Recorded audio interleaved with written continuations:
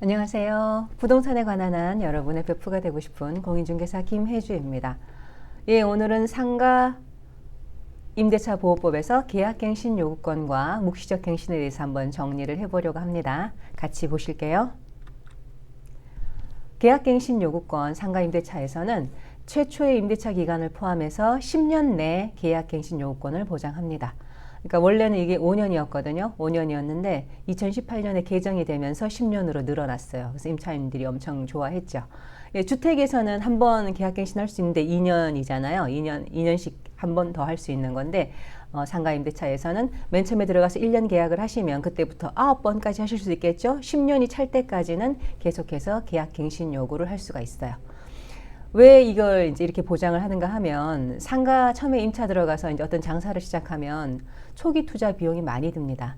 저 같은 부동산은 뭐 이게 책상과 컴퓨터, 뭐 간판 이런 정도밖에 안 들지만 멋진 음식점이나 카페 같은 걸 한번 차리시려고 하면 안에 인테리어 비용이 엄청나잖아요. 근데 그렇게 인테리어 비용을 많이 들여가지고 이제 장사를 시작했는데 장사가 좀 될만하면 막 주인이 월세를 막 엄청나게 올려달라고 한다거나 아니면 몇 년 있다가 본인이 직접 하겠다고 나가라거나 이런 경우가 꽤 있었잖아요. 그래서 막 뉴스에도 이런저런 사건들이 나기도 했었는데 그래서 이 초기 투자 비용을 이렇게 많이 들인 임차인을 보호하기 위해서 10년의 기간 정도만 보호를 해주면 충분히 그 초기 투자 비용을 회수하고 나갈 수 있겠다 생각을 하고 10년까지 보장을 해주기로 했습니다. 엄청나게 큰 권리죠.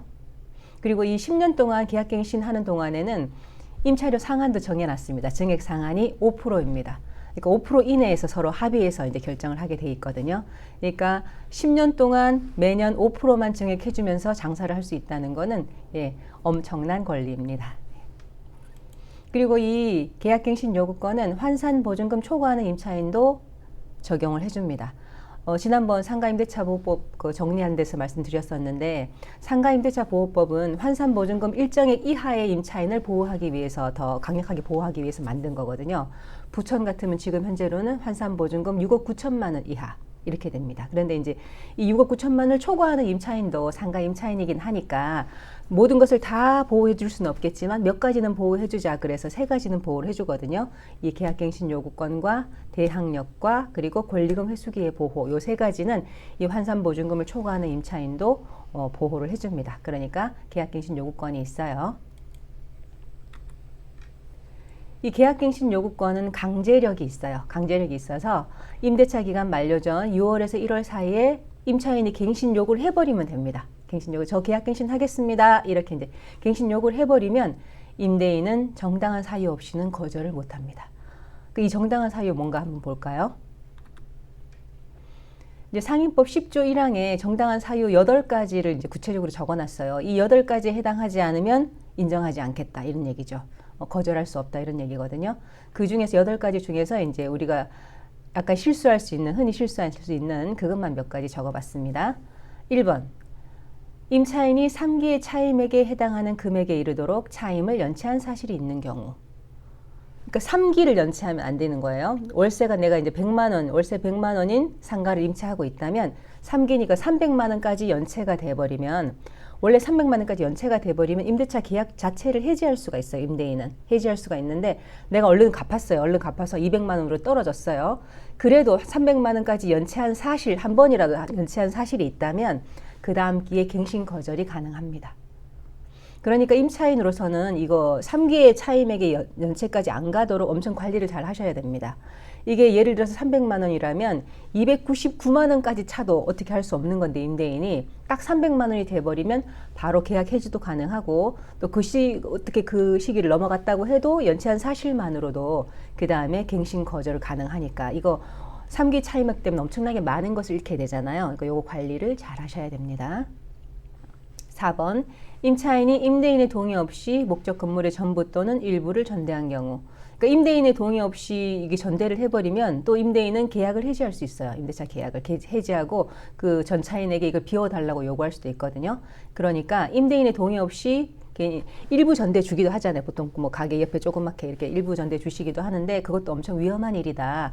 이 동의 없이 전대했다는 사실만으로도 임대인은 갱신 거절을 할 수가 있다. 그러니까 이것도 관리를 잘 하셔야 됩니다. 7번 철거하거나 재건축하기 위하여.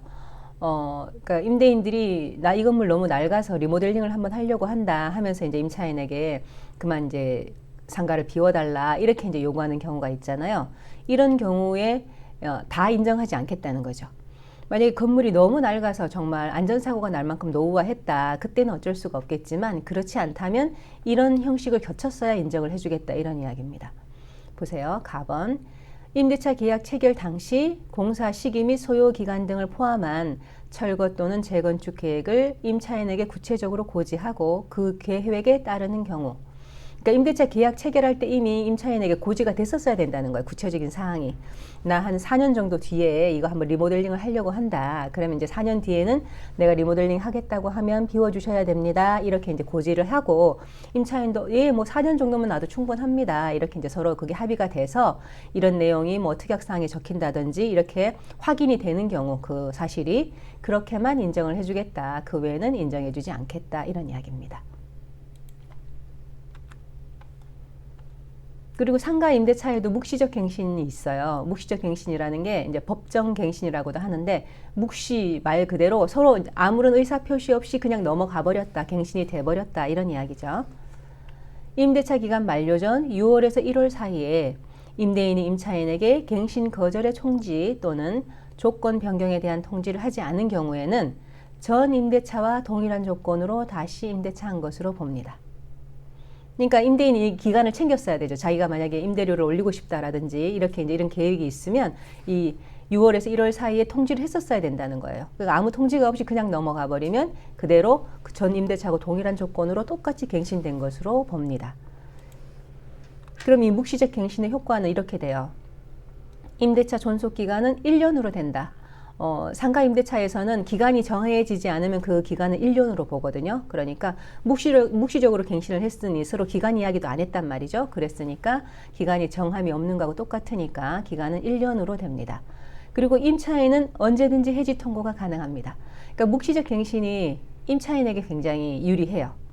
임차인이 만약에 계약을 했어요. 그냥 임대인하고 1년 계약을 더 했는데 6월 정도 살다가 6개월 정도 살다가 나가야 되는 그런 상황이 됐다. 그럼 이제 중도 퇴실이잖아요. 중도에 이제 상가를 비우게 되는 건데 이런 경우는 이제 새 임차인을 또 들여야 되고 그 임차인이 들어와야 그 사람한테서 보증금을 받고 또 그렇게 이제 나갈 수가 있는 건데 만약에 새 임차인이 구해지지 않으면 계속해서 나는 월세를 부담을 해야 되는 거죠. 월세와 관리비를 계속 부담해야 되는 거고 그리고 만약에 새 임차인이 들어와서 이제 계약이 됐다고 해도 그 부동산 중개 수수료도 임차인이 물어야 됩니다. 기간 만료를 채우지 못하고 나가는 거기 때문에 그런데 묵시적 갱신이 돼버리면 임차인은 아무것도 신경 쓸 필요가 없어요. 임대인이 통고받은 날로부터 3개월이 경과하면 임대차는 자동으로 종료가 됩니다. 그러니까 새 임차인을 구했든 안 구했든 상관없이 3개월만 지나면 나는 그 임대인에게 보증금을 돌려받고 월세를 더 이상 부담하지 않아도 되는 거예요. 그리고 만약 이제 그때 계약이 된다고 해도 그 중개 수수료도 임대인이 물어야 합니다. 그러니까 임대인의 입장에서는 이 묵시적 갱신이 되지 않도록 이 날짜를 잘 챙기는 것이 중요합니다. 묵시적 갱신은 임차인에게 엄청 유리한 거기 때문에 임차인은 그냥 둬도 되고 신경 안 써도 되고 임대인은 묵시적 갱신이 되지 않도록 날짜를 잘 챙겨서 필요한 사항을 통고를 해줘야 됩니다. 상가임대차 보호법의 가장 큰 권리, 임차인이 보호받을 수 있는 가장 큰 권리가 10년간 계약갱신 요구할 수 있고 그 10년 동안 5%만 증액할 수 있는 거잖아요.